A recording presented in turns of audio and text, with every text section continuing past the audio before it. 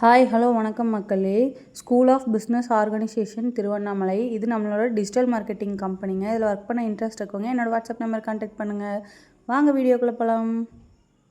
Skip பண்ணாதீங்க. பெரிய தப்பு. தினம் 300 ரூபாய் சம்பாதிக்க அரிய வாய்ப்பு. இன்ஸ்டாகிராம், ஃபேஸ்புக் பயன்படுத்த தெரிந்தால் போதும். Content post and content publishing மூலமா தினம் 300 ரூபாய் சம்பாதிக்கலாம். இந்த வேலை செய்ய 5 நிமிடம் போதும். Work training support, group communication support, all language customer live chat support. முக்கியமா சொந்தமா ஒரு பிசினஸ் ஸ்டார்ட் பண்ற அளவுக்கு உங்களால கற்றுக்கொள்ளவும் முடியும், சம்பாதிக்கவும் முடியும். இந்த வேலை வாய்ப்பு வழங்குவது 5 வருடத்திற்கு மேல ரன் ஆகிட்டு இருக்க நம்ம தமிழ்நாட்டு company school of business organisation private limited. மேலும் விவரங்களுக்கு டிஸ்கிரிப்ஷன்ல கொடுத்திருக்க நம்பருக்கு வாட்ஸ்அப் பண்ணுங்க. டுடே ரெசிபி என்னன்னு பார்க்குறீங்களா? நம்ம எப்படி டேஸ்ட்டாக ரசம் வைக்கிறது அப்படின்னு சொல்லி பார்க்கலாங்க. கொஞ்சமாக கடுகு எடுத்து சேர்த்துக்கிறேன். ஒரு கடாயை வச்சுக்கிட்டு அதில் கொஞ்சமாக எண்ணெய் ஊற்றிட்டு அது நல்லா ஹீட் ஆனதுக்கப்புறமா கொஞ்சமாக கடுகு சேர்த்துக்கோங்க. அந்த கடுகு நல்லா பொரிஞ்சு வர வரைக்கும் நம்ம வெயிட் பண்ணிக்கலாங்க. ரசம் ரொம்ப கொதிக்கவே விட்டுறக்கூடாதுங்க. அதுதான் இதோட மெயின் டேஸ்ட்டே. ரசத்தை சுத்தமாகவே கொதிக்க விடக்கூடாதுங்க. ஃபஸ்ட்டு அந்த நுர கட்டி வரும் தெரியுங்களா, அந்த டைம்லேயே இறக்கிடணும். கொஞ்சமாக சின்ன வெங்காயம், ஒரு வரமிளகா கட் பண்ணி எடுத்துருக்கேன். நீங்களும் அதை கட் பண்ணி எடுத்துக்கலாம். இது நல்லா எண்ணெயில் வதக்கி எடுத்துக்கோங்க. அப்புறமா கொஞ்சமாக கருவேப்பிலை சேர்த்துக்கலாம். இது நல்லா எண்ணெயிலே வதங்கட்டுங்க. கருகிறதுக்கு விட்டுறவே கூடாது. டேஸ்ட் அப்போ தாங்க நல்லாயிருக்கும். நல்லா பொன்னிறமாக வதங்கி வரட்டும். அது வரைக்கும் வெயிட் பண்ணிக்கலாம். எத்தனை பேர் என்ன மாதிரி ரசம் வைப்பீங்க, இல்லை இதில் வேறு ஏதாவது ஸ்டைல் மாற்றினா இன்னும் டேஸ்ட் நல்லாயிருக்குன்னா நீங்கள் கமெண்ட்டில் ஷேர் பண்ணுங்கள். நானும் ட்ரை பண்ணி உங்களுக்கு ரெசிபி ஷேர் பண்ணுறேன். கொஞ்சமாக கருவேப்பிலை சேர்த்து இதுவும் நல்லா எண்ணெயில் பொரிஞ்சு வரட்டுங்க. அதுக்கப்புறமா நான் என்ன எடுத்திருக்கேன்னா 2 இந்த மாதிரி 3 தக்காளி எடுத்துக்கோங்க. ஒரு எலுமிச்சம்பழம் சைஸ் அளவுக்கு கொஞ்சமாக புளி எடுத்திருக்கேன். சின்ன எலுமிச்சம்பழம் அளவுக்கு காமிக்கிறேன் பாருங்கள். இந்த அளவுக்கு புளி எடுத்துக்கிட்டால் போதும். இந்த ரசம் நம்ம 5 பேர் சாப்பிட்றதுக்கு அளவாக இருக்குங்க. இந்த வெங்காயம் வதங்கிறதுக்குள்ளே அதை நல்லா நம்ம வேக வச்சுக்கணும். ஃபஸ்ட்டே கொஞ்சமாக தண்ணி ஊற்றி நல்லா வேக வச்சு எடுத்தாலே போதுங்க. அதை நல்லா கரைச்சிட்டு அந்த தண்ணி எடுத்து இதில் சேர்த்துக்கலாங்க. இது நல்லா கொதிச்சு வரட்டும். வெள்ளைப்பூண்டு 3 எண்ணம் 4 எண்ணம் எவ்வளோ வேணுமோ அதுக்கு தகுந்த மாதிரி உரிச்சுக்கோங்க. வெள்ளைப்பூண்டு சேர்த்துற வரைக்கும் உடம்புக்கு ரொம்ப நல்லதுங்க. ரசத்தில் போட்டு சேர்த்துறது இன்னும் ரொம்ப நல்லதுங்க. ட்ரை பண்ணி பாருங்கள்.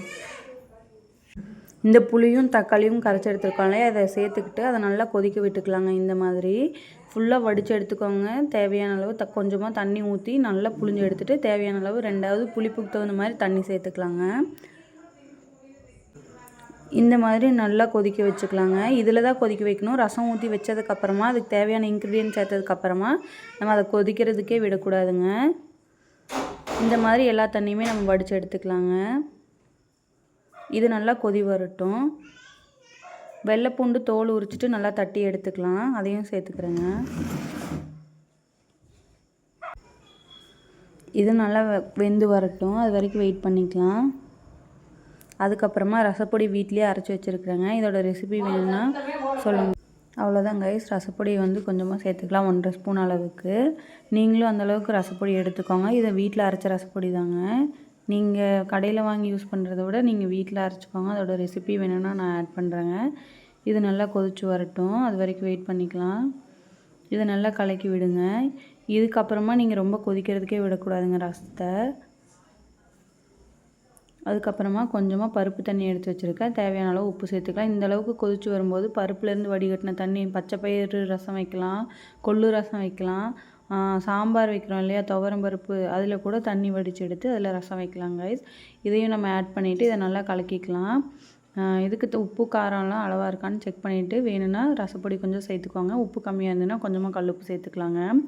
அவ்வளோதாங்கப்பா. கொத்தமல்லி தழை இருந்ததுன்னா கொஞ்சமாக சேர்த்துக்கோங்க. ரசம் ரெடி ஆயிரும். இதுக்கு மேலே நீங்கள் கொதிக்க விட வேணாங்க. இது லைட்டாக சூடு பிடிச்சி நுரக்கட்டி வருங்க. அதுதாங்க இதோட பக்குவம். டேஸ்ட் பார்த்துட்டு தண்ணி வேணும்னா கொஞ்சம் ஊற்றிக்கோங்க, புளிப்பு அதிகமாக இருக்க மாதிரி இருந்தால். அவ்வளோதாங்க கைஸ். ரசம் ரெடி ஆயிடுச்சு. நீங்களும் வீடியோ பிடிச்சிருந்தா லைக் பண்ணுங்கள், ஷேர் பண்ணுங்கள், சப்ஸ்கிரைப் பண்ணிக்கோ, சப்போர்ட் பண்ணுங்கள் மக்களே. அவ்வளோதான். ரசம் பாருங்கள் எவ்வளோ கலர்ஃபுல்லாக ரெடி ஆயிடுச்சுன்னு. பருப்பு தண்ணி ஊற்றுனீங்க அப்படின்னா மஞ்சள் தூள் நீங்கள் ஆட் பண்ண வேண்டியதே இல்லை. இல்லைன்னா நீங்கள் பருப்பு தண்ணி சாம்பாருக்கு மெயின் ரசம் வச்சிங்க அப்படின்னா அதுக்கு நீங்கள் மஞ்சள் தூளே போட வேண்டியதில்லை. பச்சைப்பயிர் ரசம் வச்சா இத்தினோண்டு மட்டும் சேர்த்துக்கலாம். நான் இப்போ துவரம் பருப்பு ரசம் தாங்க வச்சுருக்கிறேன். துவரம் பருப்பு வேக வச்சுட்டு அதுக்கப்புறம் அதுலேருந்து தண்ணி வடிப்போம் இல்லையா, அந்த தண்ணியை தான் நான் இப்போ ரசம் வச்சுருக்கேன்.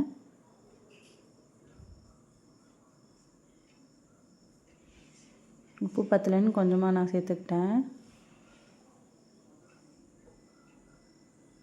இது நல்லா இந்த மாதிரி கலக்கி விட்டுட்டே இருந்திங்கன்னா சூடாயிரும். நுரக்கட்டி வருது பாருங்கள், அந்த மாதிரி நுரக்கட்டி வந்ததுக்கப்புறமா ஆஃப் பண்ணி இறக்கி வேறு ஒரு கண்டெய்னரில் கொஞ்சமாக கொத்தமல்லி இலை போட்டு வச்சுருக்கேன். அதில் வந்து இந்த ரசத்தை வந்து ஷிஃப்ட் பண்ணிக்கலாங்க. எடுத்து ஊற்றும்போது ரொம்ப கேர்ஃபுல்லாக எடுத்து ஊற்றுங்க. ரசத்தை வந்து எடுத்து ஊற்றின அடுத்த செகண்ட் ஒரு மூடி வச்சு மூடிடணும். அப்போ தான் ரசத்தோட வாசம் அதுலேயே இருக்குங்க. அப்போ தான் டேஸ்ட் நல்லாயிருக்கும். ஸ்மெல்லு போயிடுச்சுனாலே ரசத்தோட டேஸ்ட் மாறிடுங்க.